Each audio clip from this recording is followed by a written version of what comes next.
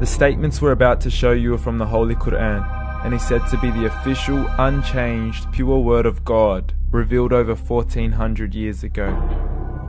Claiming to be the word of God is a heavy statement, and without proof, or if a single contradiction is found within the book, the apparent word of God will be proven false. So without further ado, let's put the book to the test.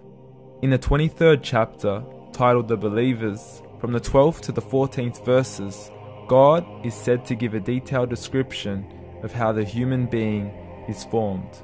It begins by saying, "We then placed him as a sperm drop in a place of settlement, firmly fixed. Then we made the drop into a alaqa." We will translate this word very soon. "And then we changed the alaqa into a lump. Then we made out of that lump into bones. And then we clothed the bones with flesh. Then we caused him to grow and come into being and attain the definitive human form." In the 21st century, we can now safely say that this verse is clearly describing the process of human development in correct chronological order.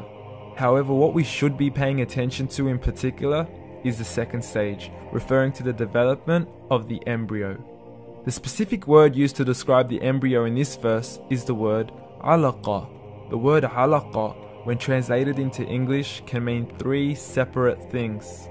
Firstly, a blood clot, or to be suspended, that is to be hanging or clinging to something, or thirdly and finally, a leech.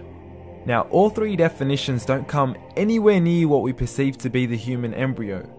So, why are these words used, and what significance do they share with the human embryo? Can the embryo be described as a blood clot? Well, what do you think? In the third week of embryonic development, a tubular heart joins with the blood vessels to form a primordial cardiovascular system, and by the end of the third week, the blood is circulating and the heart begins to beat on day 21. The first thing that comes to mind in regards to being suspended or hanging is the umbilical cord. But we can't use that example because we are simply referring to step 2, before the baby has even formed. But we now know today that the umbilical cord is formed from the connecting stalk. And the connecting stalk is formed as soon as the embryo is formed.